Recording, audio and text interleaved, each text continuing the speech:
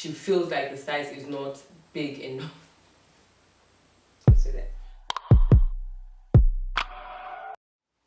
Hi guys, welcome back to my channel. It's your girl Miss D. For those of you just joining us, welcome. Don't forget to hit the subscribe button below. I make videos about fashion, relationships, style, advice, rant, story time. I make a range of different videos, so do check out the other stuff on my channel. If you're a returning subscriber, hey, welcome back. You know the drill. Every Friday we have Friday Rant Day, so if you've never attended any of these sessions, it's basically a thing where every Friday I talk about a topic on my Snapchat and we talk about it explicitly, so there's no filter, there is nothing, like it's completely raw conversations, and people send you messages and then I post their response to what I have basically said. Some of the previous discussions will be on the screen right now. I release content every Wednesday. Sometimes it might be on my website missd.net on the screen now, or on my YouTube channel. So if it's a Wednesday and it's 6 p.m. and you've come to my channel and there's nothing, then that means I probably uploaded a blog post on my website. So during the week I got a couple of questions sent to me. This actually started when someone sent me a question and I was like, oh my days, I haven't done an Ask Miss D segment on this channel in a long time, so this is the right opportunity. If you enjoyed this video and you like your own opportunity to ask me questions, have no fear. I'm going to be doing this every month. I will try to be doing this every month. If you like this video, don't forget to give me a thumbs up and don't forget to comment below your own opinions on some of the questions that were asked, because you know, engagements really do help me on YouTube. So if you love me, please do it. But let me just dive right in, okay? Stop lamenting too much. The first thing was basically, please can you do a video about how having anal sex means you're no longer a virgin. I even got the question, I was just like, whoa. This is a bit wild for me. And I took the question to Twitter actually. So Twitter, according to Twitter, you are still a virgin even if you've had anal sex. Now, obviously I have Googled the definition of virginity and it says sexual intercourse. So technically, I don't think you're a virgin anymore if you've had anal sex. Obviously some people even say that once you've had oral sex, that is a form of losing your virginity as well. So I guess there are different levels to the whole virginity topic and issue. Some people also say that it's only when you've broken your hymen that you've lost your virginity. So if you've not had vaginal intercourse, then you might still be considered a virgin because your hymen isn't broken. So I mean, it's kind of tricky and it's complicated, and you know, as human beings, or you know, as Christians or whatever, we try to be like, oh, you know, I'm doing other things, but I'm not really having sex, whatever. Obviously, that is all wrong. That is all flawed. A really weird one. I would say if you've had anal sex, you're no longer a virgin. Like, if you've had anal sex, you might as well just do the real thing. Like, I don't know. Okay. Next question is basically, I'm dating this guy and I really like him.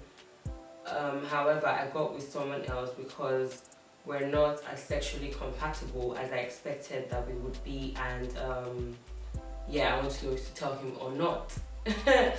Okay, and then obviously me being nosy, I go on to ask her. I was like, oh, so what exactly is the reason for you not being sexually compatible? And she was like, oh, the package is not as big as she expected it to be. And I'm saying package because if my family member should watch this video, I'm not trying to get in trouble. So anyways, yeah, that's the question. And girl, if he's not going to find out, don't tell him. Okay, do not tell him. If there is no chance of him finding out. Like, I have fallen for this trap in my life before. I told the guy, you know, based on I want to keep things open and transparent, and obviously we were just dating at that point. Jesus, I just bailed myself out. Anyways, yeah, I've been in a similar situation. In my situation, I asked him if he would prefer to find out, or if he would prefer for me to tell him, you know, if I did get with someone else, and he was like, well, I prefer for you to tell me. And I told him, and I thought we'd be able to work on the relationship, but the relationship ended. So girl, do not tell him. If there's no risk of him finding out, do not tell him. If you really liked him, you shouldn't be getting with someone else, but I kind of understand where you're coming from, especially if your reason for, you know, getting with someone else is because you're not 100% like sexually compatible. Another thing I would say is that the package is not all, the size of the package is not always the main thing. Like, there are people that will have some kind of safari thing going on with them, but you know, in real life, when you now it's time to do the work, they can't really do much. And I feel like things can be worked on. You just need to communicate more with your partner and tell him that, yo, this is what I like, this is what I don't like, this is what I'm not really feeling, maybe do this, you know, more and stuff like that. So it's just communication, and I feel like communication is always going to be able to improve your sexual compatibility. In one of my Friday Randy conversations, some guy was telling me how sexual compatibility cannot always be improved. Do you guys think sexual compatibility can always be improved? Because I feel like it can. But to answer your question, do not tell him, especially if there's no risk of him finding out. Don't do it again, obviously. Especially if you know you're dating again in your relationship and have kind of determined that you're exclusive, then you shouldn't be getting with anyone else. Also guys, I forgot to use mascara today. I am so pissed off. Like, I'm not feeling this glow at all. I don't feel like I look good at all. Like, yeah, I just wanted to let you guys know. Question number 3. This is actually like a story a guy told me. He was asking my opinion on the whole thing, and I'm going to share that story with you guys. So basically, one of my guys told me how he was dating some girl. Let's say she's in Canada and he's in the UK, and then he was planning to go and visit her, and they were just having a conversation saying, oh, you know, when I come, obviously you'll be whipping it down for me in the kitchen, that kind of stuff. And the girl was like, no, never, I can never do that. If you're not my husband, nah. And my man was just like, wait, hold up. Like, obviously nobody is saying go and sleep in the kitchen for me, but if I come all the way from the UK to visit you, because obviously we're talking and we're dating or whatever, in Canada, I will now come all the way from London, you will now not make food for me. So that was his kind of reaction. He was just like, wait, what is this? I was really shocked actually, because some women are fully on that. When he told me that story, I was like, nah, she has to have been joking. Like, you get, it couldn't have been that serious. And he was like, nah, the way she said it was proper serious. And I was like, hey, I really don't understand it. For me, I would cook. Obviously, if you're my man, first of all, even if you're a guest, if you're coming to my house and you're a guest, there will be food. I will cook for you because I know you're coming to my house. I just feel like that's the decent thing to do. I feel like that's how we've been raised, and I feel like that's just common home training and courtesy. If you're having a guest, when they come over, you should have something to offer them. And I do not have a problem cooking for my boyfriend. Like, I personally enjoy cooking. I prefer my own food most of the time to anyone else's food, just because I make it exactly how I kind of want it to taste. Now, my own issue lies is when he expects me to cook for him 24/7 fresh food every day. Every time you come to my house, we cannot chow indomie, you must chow some roasted plantain and grilled fish. Nah, obviously I can make that for him, but it's a situation where I want to make it. At the end of the day, if you're coming to my house, there will always be food. Do you get? But you cannot expect me to constantly, every single day, make fresh food for you just because you are coming. It is not an expectation. It is something I would do, but you should not expect it of me. So it's not a situation where you come to my house and there's no food and you now vex. You're mad, you're father, you must be crazy. But if I'm cooking, you cannot be in your room playing PS3 or playing PS4 or playing games or on the phone or, you know, chatting with your boys. Do you understand? You're going to be in the kitchen with me, keeping me company. I don't need you to do much, just your company is enough. So I know that it's something we're doing together. Or I'm just like, oh babe, stir the stew for me, or help me cut these onions, or help me blend the pepper. Do you understand? You're not cooking, but you're there to assist me. Like, do you understand?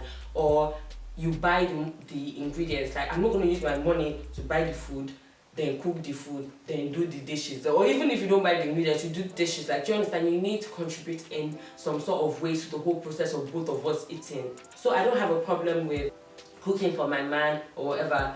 So far he doesn't expect it, so far he doesn't demand it, and so far he doesn't get rude to me because of food. That's when we have a problem.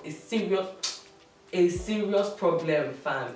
The next question is, so is it misogynistic to prefer dating babes that like to cook and care for their men? Same way some babes will not settle for a guy that doesn't have his shit together.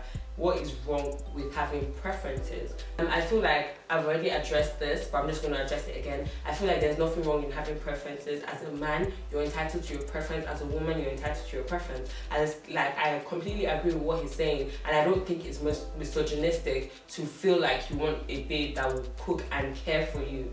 If that is what you want and that is what you find, that is cool. Not the one that you know that I'm not that kind of babe, and then you now try to enforce your preferences on me. Nah, if you already have preferences, look for someone that matches your criteria, but at the end of the day you should kind of still contribute to it. What is a red flag for you when you're dating? For me, I think the biggest red flag is lack of communication. That is, for me, the biggest thing. As I've said in a previous video, I feel like communication is so important to me. I like quality time. I like to talk to the person I like a lot. I like to keep in constant communication. I kind of like to know what you're doing when you're doing it. Not because I'm trying to monitor you, but it's just something I like. Do you understand? If your day goes bad, I want you to want to talk to me. I've been in several situations where the guy is bad at communicating. I'm constantly having to beg him to find out what's going on in his life, and that has taken a toll on me. So for me, if you cannot communicate, nah, I'm cutting it off. Like, it's not gonna work out. If you're lazy, I don't like lazy guys. Like, you need to know what you want to do, and you need to be making moves towards achieving that. Like, any form of aggressiveness and control is also a red flag for me. I've been told that I'm a very stubborn person, and I'm not even just being stubborn for the sake of being stubborn. I just kind of know what I want, and I'm not going to now change it because you want me to change it.